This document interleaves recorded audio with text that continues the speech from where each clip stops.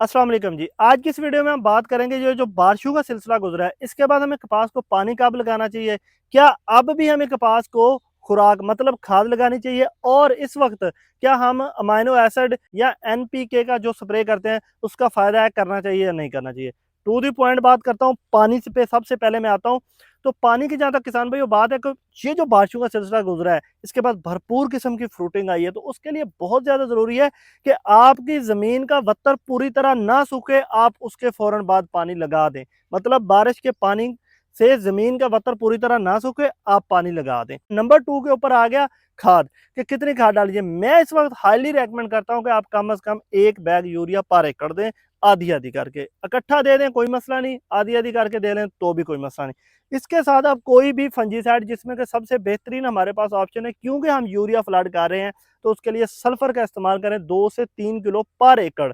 20 से 25 kilo urea, 2 से 3 kilo sulphur, ये लाजमी फ्लड करें। इसकी बहुत ज़्यादा अशद ज़रूरत है इस वक्त हमारी फसल हमारी इस वक्त भरपूर किस्म की फ्रूटिंग के ऊपर है, और इसको फ्रूटिंग को आगे टिंडे में कन्वर्ट करने के लिए भरपूर किस्म की ताकत मतलब खुराक भी चाहिए। इसके अलावा हम बात कर लेते हैं कि हमें अमाइनो एसिड या एनपीके का स्प्रे करना चाहिए, मतलब ऊपर से भी कोई खुराक देनी चाहिए। तो जी हाँ, बिल्कुल देनी चाहिए, और इस वक्त की ज़रूरत भी है।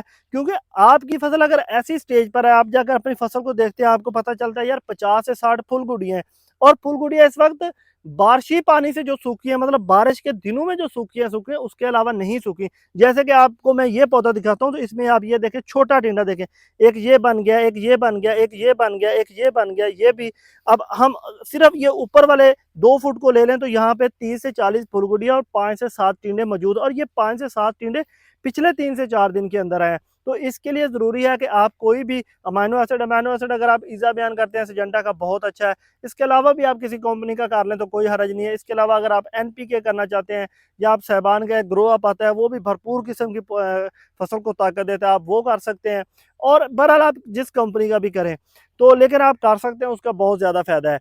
अब यहाँ पे सवाल आ जाता है कि बारिश के बाद हमें कौन सा स्प्रे करना चाहिए, और स्प्रे कितना ज़्यादा ज़रूरी है। तो उसके लिए मैंने अगली वीडियो अपलोड की है, देखिए लाजमी।